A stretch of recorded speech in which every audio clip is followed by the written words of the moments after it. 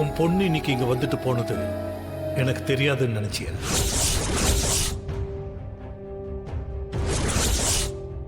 என்ன வார்த்தையே வரல?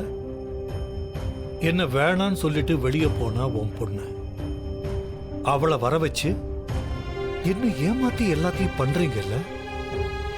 நீங்க எல்லாம் அறிவாளியா இருக்கலாம், ஆனா என்ன முட்டாள்னு நினைச்சிடாதீங்க.